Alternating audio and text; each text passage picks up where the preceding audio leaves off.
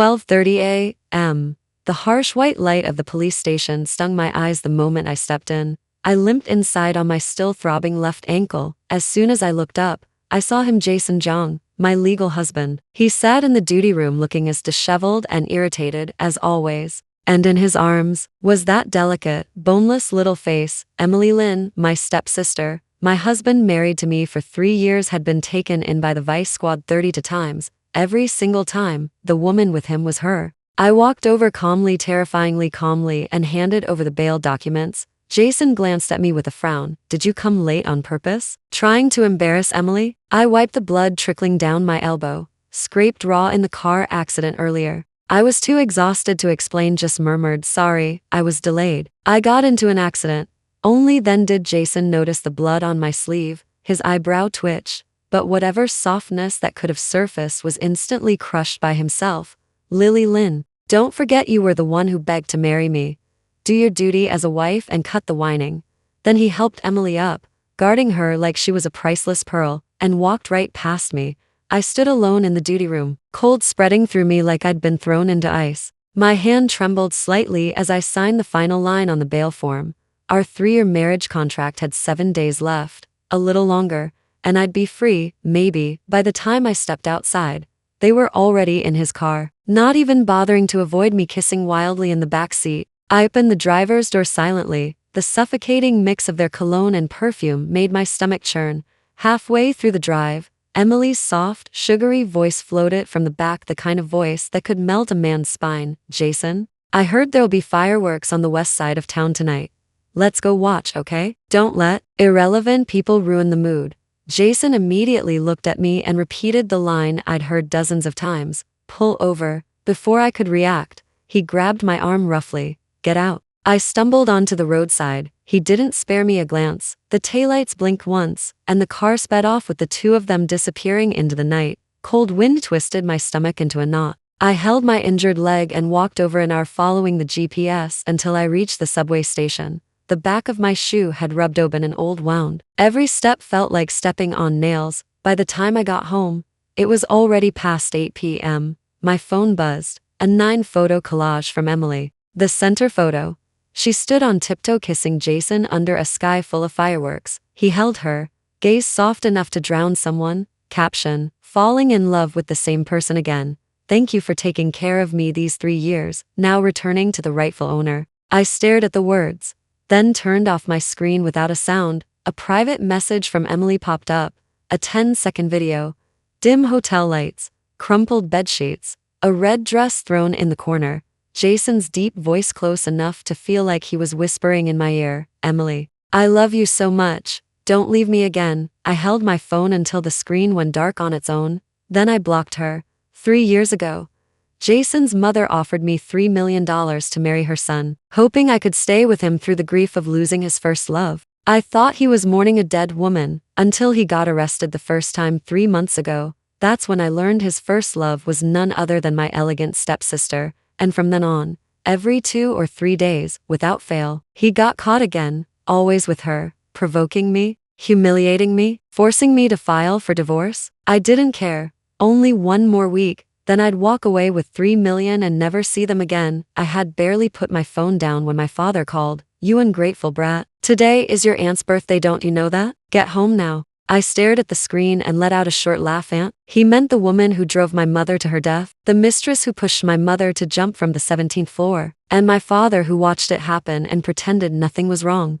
That house was a place where even the air felt poisonous, but some of my mother's things were still there, so I simply said, I know, and went back. The moment I stepped inside, my stepmother's shrill voice stabbed my ears. Well, look who bothered to show up, the useless one. My father sat on the sofa drinking tea, not even lifting an eyelid. Whatever last bit of hope I had for this family died right there. I was about to go upstairs when the doorbell rang. My stepmother's face instantly shifted poisonous to fawning in one breath as she rushed to open the door. Standing outside were Jason Zhang and Emily. They carried bags of expensive gifts, acting like the perfect couple. Auntie, happy birthday.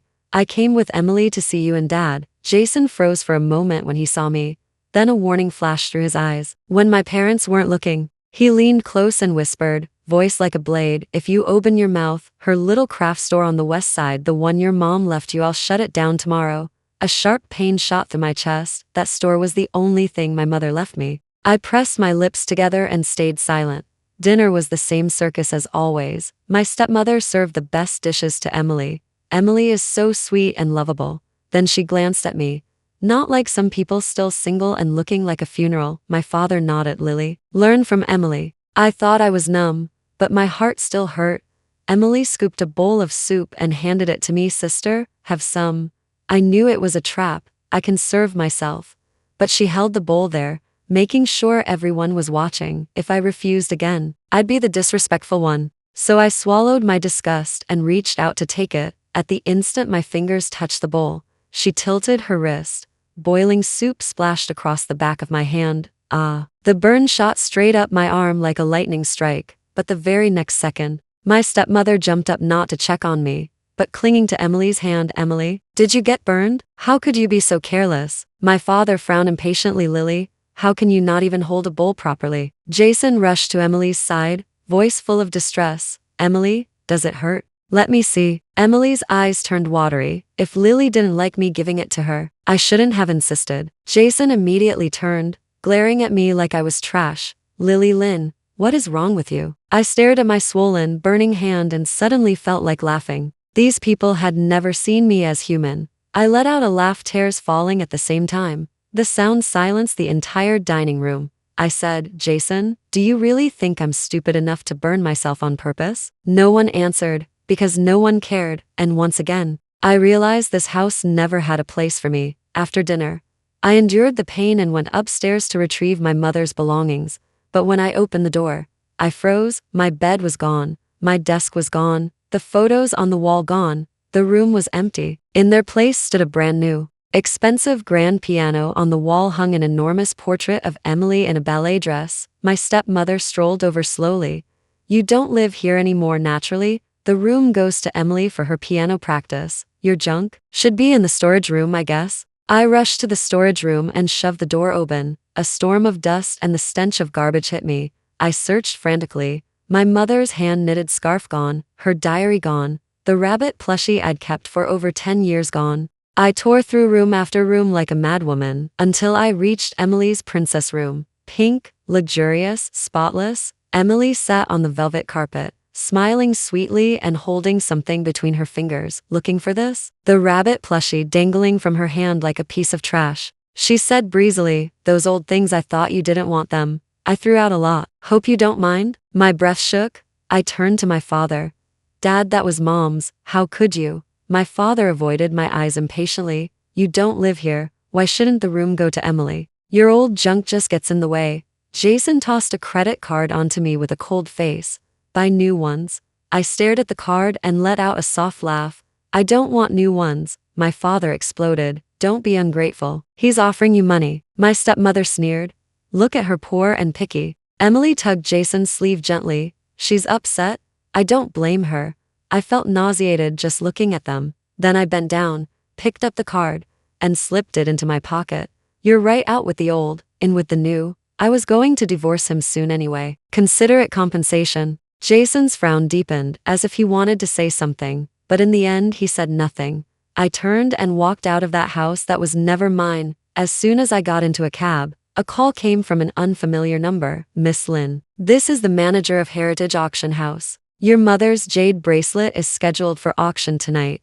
This is a courtesy call. My fingers trembled. The jade bracelet? My grandmother's wedding heirloom? The one my mother treasured like her life. I thought it had shattered when she fell from the building. How did it surface? I told the driver to hurry faster than fast to the auction hall. The moment I stepped out, I saw Jason holding Emily outside the entrance, kissing her passionately. Of course, they wanted me to see. They wanted me to hurt. I rushed over, voice shaking. Emily, what right do you have to auction my mother's bracelet? Emily widened her eyes like an innocent angel. Sister, what are you saying? That bracelet belonged to my mom, your mom? I laughed, tears spilling. You mean the mistress who ripped it off my mother's wrist right before she died? Jason immediately shielded Emily. It's just a bracelet. Why are you making a scene? In that moment, I finally understood. To them, my mother's relics were worthless. But to me, they were everything. I followed them into the auction hall, under the spotlight. The bracelet lay in its velvet-lined tray, its familiar green glow stabbing straight into my eyes. I raised my paddle first, 800,000. Jason's assistant immediately countered, 1 million. We went back and forth, neither side giving an inch. The numbers kept climbing higher, until finally, even if I added all my bank accounts, all my credit cards, and the 3 million I would soon receive, I still couldn't outbid them. I lifted my eyes toward Jason, voice barely steady. Please, for the sake of our marriage, let me have it, he sneered. If you can't afford it, don't bid. Something inside me collapsed, then quietly, completely, when the gavel dropped. I went numb. This was the humiliation they wanted, and I didn't even get to refuse. Once outside, the cold night wind hit me, making me shudder uncontrollably. Emily walked up slowly. The corner of her lips curved with triumph. What a pity. If you'd raised your paddle one more time, you might have won. I stared at her. She leaned closer, lowering her voice. You know, when your mom fell, she was still clinging to that bracelet. My mom was the one who pulled it off her wrist. Slap. My hand flew across her face before I realized it. She froze, then she smiled. A wicked, venomous smile. Before I noticed the danger, it was too late. Bang. A sharp pain exploded at the back of my neck, and the world turned to darkness. When I opened my eyes again, the air was damp and moldy. I was tied up on a cold concrete floor, hands bound behind me.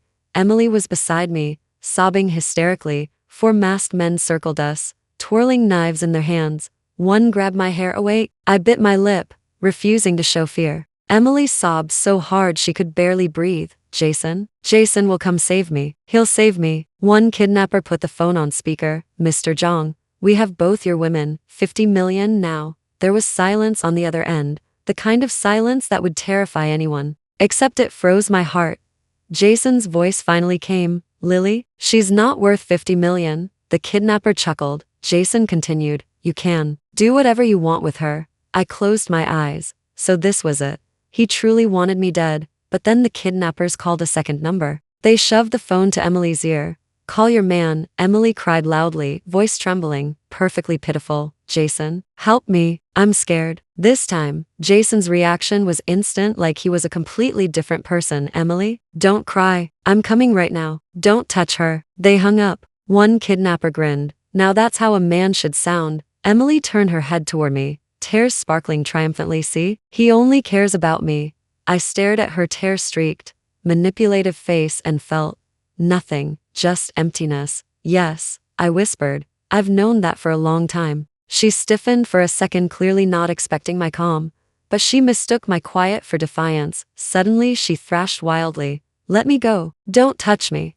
She kicked over a fuel can beside her. Sharp gasoline fumes filled the room, splashing over me, soaking my clothes. I froze. The fire pit in the corner crackled. A spark shot outward, fell into the gasoline. Boom! Flames exploded upward. Heat devoured me instantly. My skin tore open with pain, so sharp I couldn't hold back the scream. Let me go. It wasn't me screaming, it was Emily. The warehouse door was kicked open the next second. Jason charged in with a group of men. Flames lit up his face, hard, tense, frantic. His eyes scanned the scene, but he wasn't looking for me. He was looking for her. He spotted Emily first. Jason rushed toward her without a moment's hesitation, like instinct. With one swift motion, he cut the ropes binding her and pulled her into his arms. Smoke made her cough, and he shook with panic. Emily, don't be afraid, I've got you. I'm taking you out. Through the flames. He didn't even look in my direction. Fire crawled over my skin like a living monster. My hair ignited, my sleeves burned, my arms blistered and split open. I rolled across the floor, desperate, trying to smother the flames. Half crawling, half dragging myself, I made it to the doorway. I saw his back. Jason ran toward the exit with Emily, who had not a single burn on her body, crying softly into his chest. Meanwhile, I was melting in the fire behind them. He left me nothing but his back, and in that moment, I understood with absolute clarity. If I died, he wouldn't frown. If she cried, he'd lose his mind. No one knew it better than I did. Survival instinct kicked in, and I crawled toward the warehouse door, but the flames had reached the oil barrels. Boom. The explosion rattled my bones. The shockwave hurled me backward. Suddenly nothing under me. Ice-cold water swallowed me whole. A river. The world drowned in darkness, water crushing my chest. Ears ringing. Somewhere far away, muffled and distorted. I heard Jason screaming my name, not calmly, not coldly, but with a ripping, desperate terror. Lily. Funny. Even as I sank, I laughed. And then everything went silent. The freezing river shocked me awake. I gasped and clawed my way to the surface. Every limb felt broken, my body no longer mine. Far away, the fire lit up the sky, and Jason. He was holding Emily beside a police car. She clung to him, crying. He knelt to wipe her tears, comforting her gently, as if the river behind him held no one worth checking. I dragged myself onto the bank, my clothes soaked, my burned skin throbbing with agony. Only one thought remained: go, leave, never look back. I called a cab, returned to the hotel where I'd hidden my documents, and packed luggage. An hour later, I was in a car headed to the airport. As the city shrank behind me, lights glowing soft and distant, I whispered to myself, goodbye, Jason Jong, goodbye. Lily Lin. At the same time, Jason stood before the burned-down warehouse ruins, his expression dark and unreadable. Emily lay in the ambulance, crying shakily. Jason. I was so scared. Will Lily blame me? It's my fault. Don't talk. He gently stroked her back. No one will hurt you again. But something was wrong. His heartbeat twisted painfully. He stared at the charred ground and noticed a few pieces of burnt fabric. Her clothes, a strange, crawling unease tightened in his chest. He clenched his jaw hard. His assistant approached. Sir, Mrs. Zhang probably went home. But Jason's eyes remained fixed on the debris. Something felt wrong, a warning, a premonition of losing something he didn't even know he cared about. Jason arrived home as dawn broke. After settling Emily into a private VIP hospital room and staying with her another 3 hours, he finally returned to the house. The moment he stepped inside, a strange chill crept over him, the calm before a storm. He walked upstairs, paused at the master bedroom door, then froze completely. The closet, empty, all 3 sections that once held her clothes were bare. Not a single hanger, not a trace of her perfume, not even the faint scent of her hand cream. It was as if she had never lived here. Her little night lamp was gone, her hairdryer gone, her skincare bottles gone, her gray cardigan gone, everything gone, as if she had erased herself from his life. His assistant rushed over. Sir, Miss Lin must still be on her way home. Jason lifted his head slowly. You sure? The assistant saw the empty closet and turned pale. Maybe she went to her father's place? Jason let out a cold laugh. After they threw away her mother's things, why would she ever go back there? The assistant fell silent. Jason suddenly reached for his phone, dialing Lily. Shut off. His breath caught painfully in his chest. A wave of panic, raw, unfamiliar, ripped through him. Check the cameras. Check the airports. Check everything she could have taken with her. Report anything she packed. Everything. It was the first time he'd given orders like that. With trembling hands, the housekeeper came in nervously, holding a folder. Sir, Miss Lin asked me to give this to you. Jason snatched it open. A divorce agreement, her name signed, his signature line blank. A small note tucked at the front. 3 years. The contract has ended. Let's go our separate ways and walk toward our own happiness. Her handwriting was clean, soft, and held not a single complaint, not a single plea, just a quiet ending. Jason's face twisted, and he felt something crack in his chest. Why? Why wasn't there any warning? Why did she suddenly want to leave? Why did she leave without a word? His assistant whispered. Sir, maybe she's just upset. She always listened to you. She wouldn't really. Jason crushed the document in his fist. The paper crumpled like a dying creature. She wasn't obedient. His voice was low, hoarse. She gave up. The assistant couldn't respond. Jason rubbed his forehead for a long moment, breathing unevenly, and then it hit him. He had never truly known the woman he married. She endured pain quietly. She packed quietly. She erased herself quietly. She deleted him quietly, without leaving even a trail for him to chase. Like she'd planned her disappearance long ago, like she'd never been there. For the first time, Jason felt utterly out of control. Find her.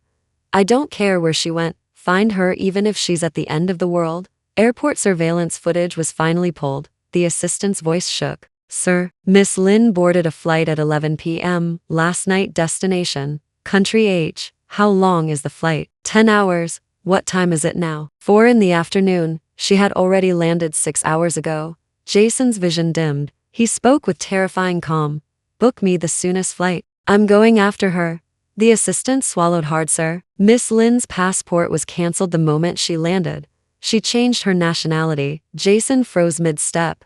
The assistant continued, voice small. She checked into a hotel under a fake name. Paid cash. Security cameras show she wore a cap and changed cars. We can't track her. In other words, she erased herself from the world. Jason's shoulders slumped, just a little, enough to make him look human for once. In that instant, he understood. She was one of those rare women who, once they decide to leave, can vanish completely and forever. Lily Lin was exactly that. He had never taken her seriously.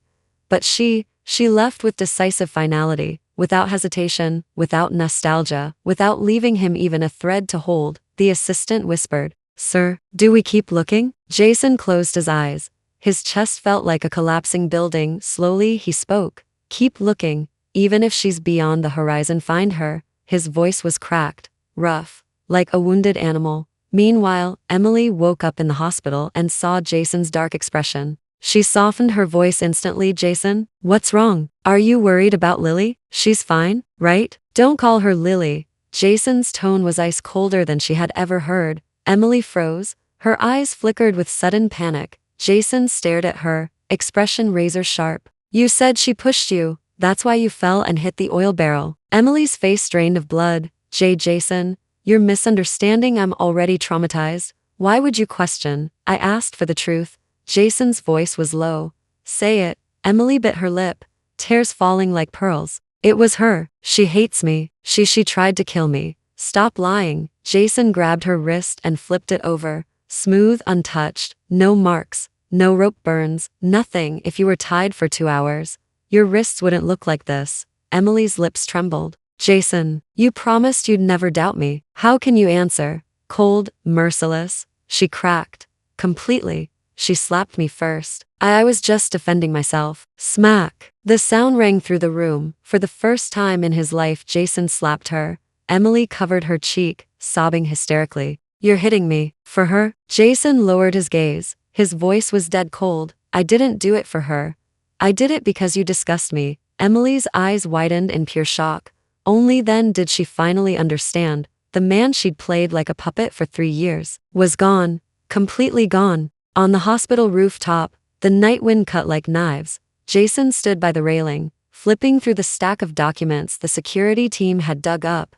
His face grew darker with every page, like ice sealing over his features. The assistant finally spoke, voice trembling. "Sir, over the past 3 years, every time Miss Lin went to the police station to pick you up, she went by herself. Subway, taxi. Never once used the driver. Every late night call you made, she rushed over immediately. Didn't eat, didn't sleep. Even on rainy nights. She didn't bring an umbrella. She never bought luxury items. Most of her salary went to her mother's old handmade shop. The deposit, rent, workers' wages, all paid by her. Your stepmother and stepsister entered her room dozens of times. They sold, threw away, or stole her belongings, even deducted money from her salary card. And the assistant swallowed hard before handing him the last file. "This is Emily's diary from 3 years ago. She wrote how she manipulated your impression of Miss Lin, how she staged scenes for you to misunderstand her, how she faked the first love suicide letter, how she caused the car accident,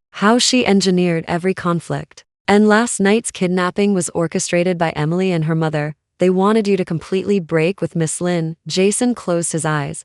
Every sentence pierced like a blade. After a long moment, he whispered, "Continue." The assistant's voice cracked. "Emily had 2 abortions during college. She was deported once for fraud. She deliberately hid everything from you." The air went dead still. Then, Jason slammed his hand down on a glass table beside him. Crack. The entire surface shattered. The assistant nearly fell to his knees in fear. Jason's eyes were bloodshot, his voice broken. "So all 3 years, I was played like a fool?" The assistant didn't dare answer. Jason laughed sharp, bitter, like coughing blood. "I let her suffer alone for 3 years. I let her endure every cruelty alone. I never gave her a chance to explain." His voice choked. For the first time, he understood. Lily didn't leave because she was stubborn, or angry, or impulsive. She left because she had been pushed to the edge, to absolute, bottomless despair. She didn't stay silent because she didn't want to speak. She stayed silent because nobody ever listened.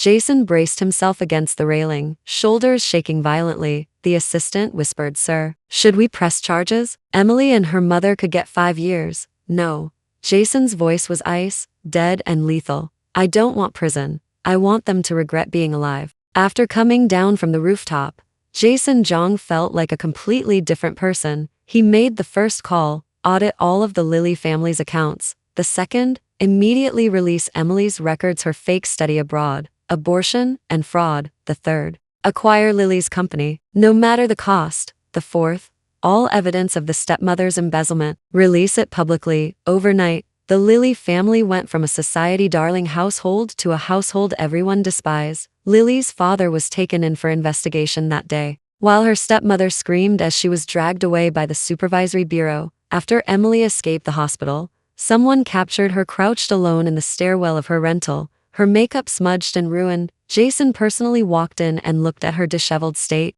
The moment she saw him, her eyes lit up. "Jason, you came to save me, right? I know you love me." Jason's expression remained cold and blank. "Take her away." 2 bodyguards immediately grabbed her arms. "Jason, I was wrong. I really was. Please, you won't even say a single honest word." Jason looked at her coldly.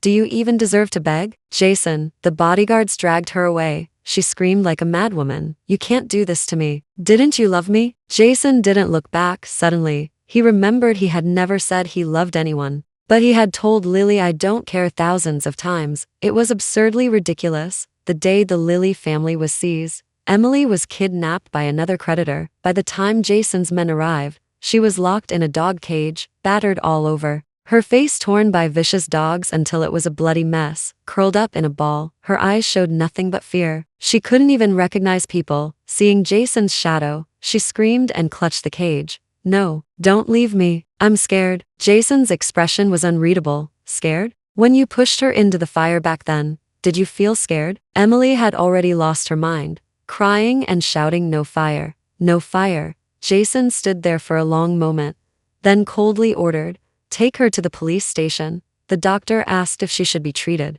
Jason replied lightly, "No need." Everyone understood she wouldn't die, but she wouldn't survive either. Jason's mother was called in to assist the investigation. All the evidence was laid out before her, especially the 30 million she used back then to force Lily to marry into the Jong family. Her face was pale to the point of transparency. I just wanted Jason to be happy. She's a good girl. Jason's eyes were filled with cruelty. "Do you even know what kind of life she endured in the Jong family?" His mother's tears fell uncontrollably. "Jason, Mom was wrong. All the grievances she suffered, can a single sorry fix them?" Jason closed his eyes, disappointed in his mother more than ever. He stood, voice icy to the bone, "Until I find her, you are not to step out of this room, Mom. You've suffered long enough." She collapsed in the chair, crying like her soul had been ripped away. Midnight. Jason sat alone in the master bedroom. The room was empty. Everything that belonged to her was gone. Even the small green succulents she watered daily were gone. Suddenly, he felt as if a knife had pierced his chest, leaving him gasping for air. His cold fingers traced the crumpled divorce agreement. The more he looked, the more it stung. He whispered softly, "Lily, how much? Do you hate me?" No answer. His shoulders slumped slowly. A sharp pain gripped his chest. In that moment, he finally realized he wasn't unable to find her. She didn't want him to find her. Lily's true revenge wasn't cursing him or fighting back. It was to disappear and make him live in the hell of not being able to find her for the rest of his life. Jason lowered his head, pressing his forehead against the cold papers. For the first and most humiliating time, he broke down. "Lily, I was wrong. Please come back." But the night gave no answer, only colder silence. On the 10th day of Lily's disappearance, Jason stopped sleeping, eating, and working. All employees knew. Mr. Jong had gone mad. His assistant rushed in. "Mr. Jong, we've traced Mrs. No. Miss Lily's luggage." It appeared at Pudong Airport. Jason snapped his head up. "Destination?" "The VIP lounge cameras were tampered with." The assistant added quietly, "But we found she used a new passport to apply. She may have gone to Europe." Jason almost burst out of the office. "Book a flight. The fastest one." At the airport, he was like a powder keg ready to explode. The assistant followed nervously, stammering, "Mr. Jong, she's divorced now. Maybe she won't want you to look for her." Jason's eyes flashed with madness. She can hate me, curse me, avoid me. But she cannot be alone, she is my wife. The assistant lowered their heads silently, not daring to remind him. She was already an ex-wife. That night in Paris, he checked every luxury hotel. On the 6th day, he finally saw a familiar figure through a floor-to-ceiling window. A woman in a white suit was directing models. She was poised, confident, breathtakingly beautiful, no longer the Lily who silently endured everything. It was as if she had a completely new soul. His heart pounded, and he almost instinctively rushed in. Lily. The meeting room went silent instantly. Everyone looked at him like an uninvited guest. Lily turned slowly. Her eyes were cold, as if separated by thick glass. Mr. Zhang, her tone was light, polite, but as distant as a stranger. Please do not disturb my work. Jason Jiang's hand trembled slightly. Lily, I've come to take you home. A faint curve lifted the corner of her lips. We don't have a home anymore. At that moment, a tall man pushed the door open. Yui, is the meeting over? Seeing Jason, he paused for a moment. And who's this? Lily introduced calmly. My ex-husband. The man raised an eyebrow, glancing at Jason, not hostile, not tense, just polite. I'm Gavin. She's my partner now. Jason's breath caught. You have a boyfriend? Lily answered evenly. Is that a problem? Jason's voice tore like it had been shredded. It's only been 3 months since our divorce. She lifted her gaze, eyes clear and steady. The 3 years I endured alone, that wasn't just 3 months. Her voice was soft, yet it crushed his entire heart. Gavin naturally took her hand. Let's go. Lunch is ready. She nodded, calm and natural. The two of them walked side by side, like any ordinary couple. Jason stood frozen, staring at their clasped hands, bloodshot eyes creeping inch by inch. Lily, have you really stopped wanting me? Lily didn't turn back. She just left behind one simple sentence. A man who could watch me burn alive. Why would I? After Gavin led her away, the assistant hesitantly spoke up. Mr. Zhang, shall we go back to China? Jason looked at the vanishing figures outside the glass door. His face was pale, but his tone was icy. No, as long as she doesn't return, I won't either. The assistant. Mr. Zhang, this could be dangerous for you. Jason closed his eyes, his Adam's apple moving with difficulty. Without her, I'm already half dead. The assistant was completely stunned. For the next month, Jason appeared outside Lily's office building every day, sometimes standing, sometimes sitting in his car, at least 12 hours a day. Gavin would drop her off after work. Jason watched from afar. Gavin would hand her a coat. Jason watched. Gavin would put his arm around her shoulders. She leaned into him lightly. Jason nearly lost his mind. The pain was sharper than any fire, burning through his chest. He didn't dare approach, hiding in the shadows. 800 WeChat messages a night, none read. Until that night, Lily walked home under the moonlight. He could no longer hold back, stepping out from the shadows. Lily, she stopped. Mr. Zhang, please keep your distance. You don't want me? His voice shattered like broken glass.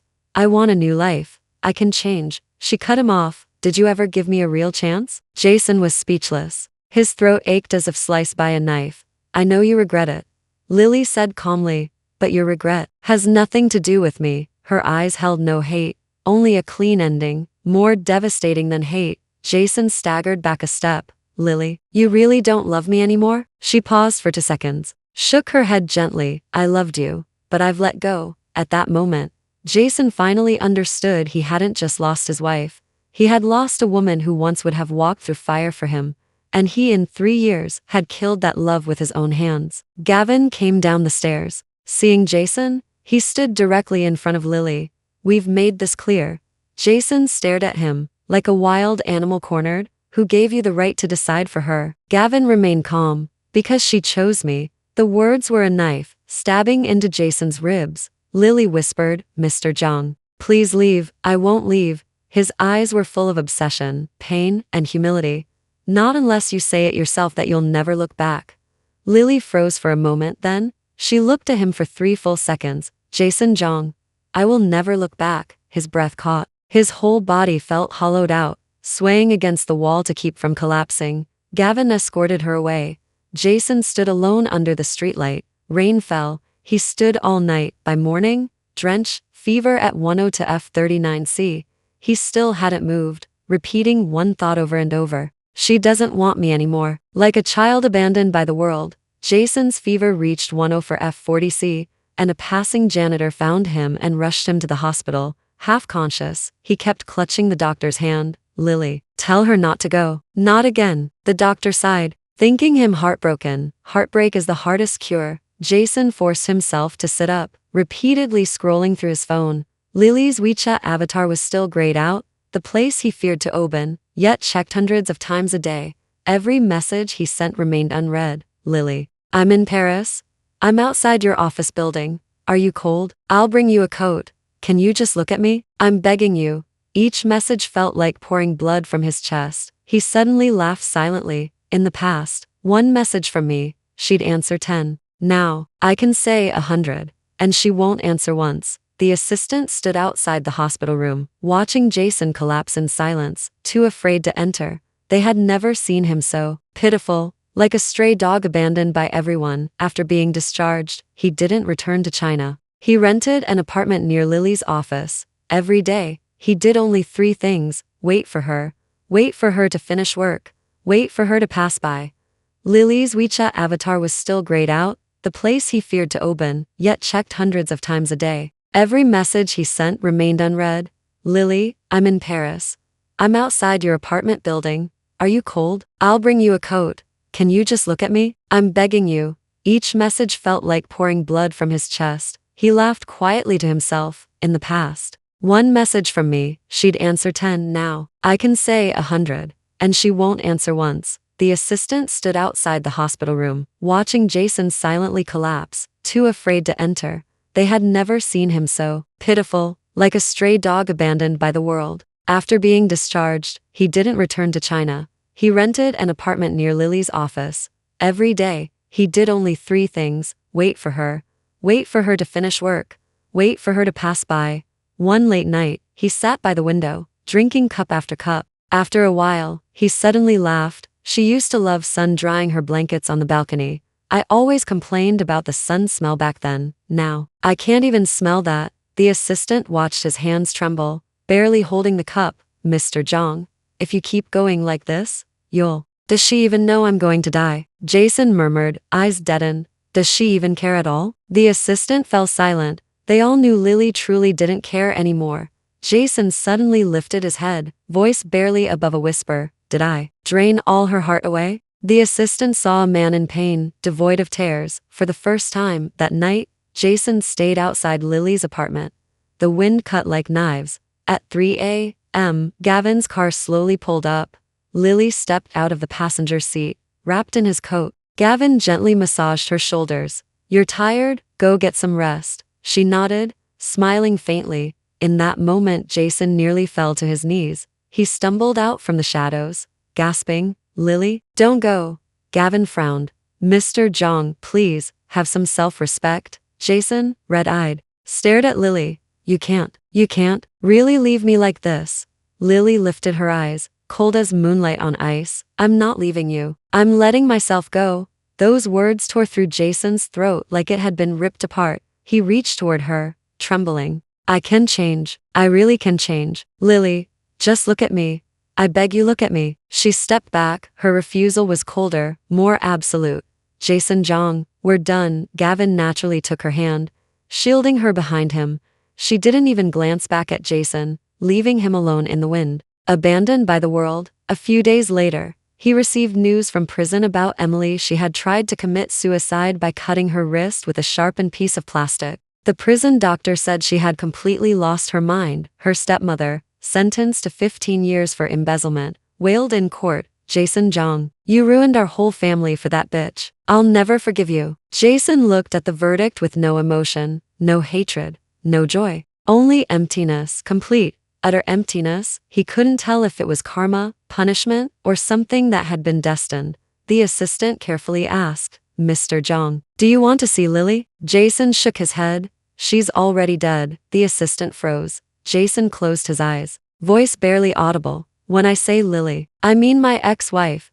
Jason returned to the cemetery after destroying the Lin family in revenge. Thick mist hung over the hill as he knelt before the tombstone. It was Lily's mother's grave. He lit a cigarette and placed it gently on the grave. Auntie, I really know I was wrong. If you were alive, you would never have entrusted your daughter to me, right? The wind blew, making his shoulders tremble slightly. After a long while, he pulled out a small flower pot from his pocket. Inside was a tiny succulent. This was something Lily used to take care of. She didn't take it when she left. She probably didn't want it anymore. He carefully placed the succulent at the grave. Then, as if losing control, he covered his face. I couldn't even take care of a small plant. No wonder she didn't want me. He buried his head in his arms, trembling. The entire mountain echoed only with his low sobs. On the way down, he drove faster and faster. 120 for 0160. The assistant called repeatedly, Mr. Zhang, don't do anything reckless. Lily, she's already started a new life. Doing this will only make her hate you more. Jason gripped the wheel tightly, suddenly laughing. At least, she still hates me. Hate is better than being forgotten. The next moment, through the thick fog, a truck appeared, blinding white light, a deafening crash. The world went silent. During emergency treatment, a nurse found something in his chest pocket, a wedding ring, and a letter. The handwriting trembled but was firm. Lily, I know you will never forgive me, but as long as you're happy, I can die in peace. 3 months later, the weather warmed. Jason, leaning on a cane, struggled up the hill. The ground was covered in loose stones, but he pressed on, step by step. At Lily's mother's grave, he placed a newly engraved plaque, handwritten by Lily herself, delivered by a lawyer. May the departed rest in peace. May the living shine like light. He froze. She knew he had come. She knew he had repented, but she never appeared. He gently touched the words on the plaque, as if reaching across thousands of miles to touch her. Thank you for writing this. The wind blew, and he closed his eyes. Lily, I don't ask for you to come back. I just want you safe and happy, happier than every day we spent together. For the first time, he replaced possession with a blessing. He finally learned to love, but no longer had the right to. At the same time, in Paris, backstage at a fashion show, the light shone brilliantly. Lily, in a black gown, was giving an interview. The host asked, Lily, we heard your new collection was inspired by a past experience. She paused, smiling faintly. Everyone has darkness in their past, but what matters is once you step out, you have to learn to live in the light. Her tone was calm, without sadness or resentment. Truly reconciled with the past, Gavin approached from backstage, draping a coat over her shoulders. Tired? She shook her head lightly. He held her hand, and she didn't pull away. Her phone vibrated. A message from the lawyer. Mr. Zhang has recovered and donated all your mother's belongings to charity auction. A Zhang Lin Foundation has been set up in your name. Would you like to publicly acknowledge this? Lily read the message, paused, then replied, no need. Let it all end quietly. That rainy night, Jason sat alone in his empty apartment. He had quit drinking, stopped wandering at night. The assistant handed him a letter. Mr. Zhang, this is from Lily. Sent through her lawyer. Jason Zhang stared at the letter, his fingers trembling slightly. It was short. I won't hate you. Thank you for once being a part of my life. May you also step out of the past and embrace a new future. No goodbye. No comeback. A true ending. Jason slowly closed his eyes, silent tears slipping down his cheeks. Lily, thank you. He folded the letter carefully and placed it in the inner pocket over his heart alongside the wedding ring. Not to hold on, but to remember. There was someone he owed forever, who taught him what it truly meant to love. Outside, the rain stopped. The horizon brightened slightly, as if a new dawn had quietly risen for two people, each beginning their own life anew.